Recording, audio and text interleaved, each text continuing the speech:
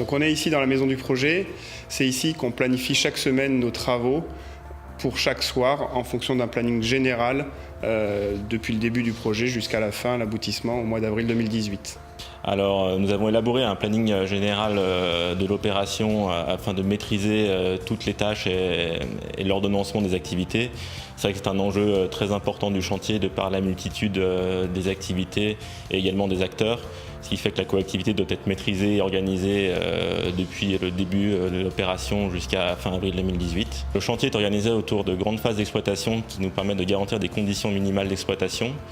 C'est le cas par exemple pour l'ouvrage de la Duchère où on a remplacé les accélérateurs au courant de l'été 2016. Cette phase provisoire elle sera complétée à l'été 2017 par le remplacement plus général de la ventilation et qui nous permettra ainsi de rendre un ouvrage plus sûr aux usagers. On retrouve la planification détaillée de notre projet qui nous permet de planifier chaque atelier de manière collaborative et de vérifier ainsi rapidement la coactivité, la gérer, reporter un certain nombre de tâches ou les amender, de manière donc à ce qu'on puisse s'assurer chaque matin de la réouverture des ouvrages. Le fait que cet outil soit collaboratif, ça permet d'avoir une garantie plus forte du travail réalisé. Ça nous permet également de gérer la descente de l'information au terrain.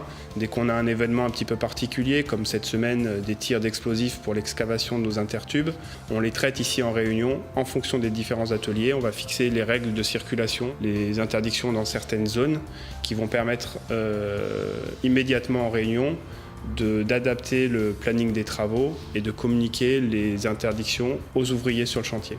On retrouve 6 semaines de planification. Une semaine entre aujourd'hui et les 7 prochains jours où on a une planification à la journée et les 5 semaines suivantes qui sont faites à la semaine avec une planification où on va vérifier des choses un peu plus lointaines. On rentre un peu moins dans le détail que dans la semaine à venir où on est vraiment dans un détail de production, s'assurer que tous les ateliers peuvent se dérouler dans de bonnes conditions dans l'objectif de pouvoir réouvrir chaque matin l'ouvrage en toute sécurité pour les usagers. Alors, cet outil est utilisé pour les travaux de l'été avec une coactivité qui est beaucoup plus forte puisqu'on a des postes qui sont alors en 3-8. Donc on retrouve beaucoup plus de post-it et on gère une coactivité beaucoup plus forte. Mais à l'origine, cet outil il avait même été mis en place et développé pour l'été pour pouvoir s'assurer que dans cette période de 6 semaines de fermeture, on puisse garantir la réouverture à l'issue de la période estivale.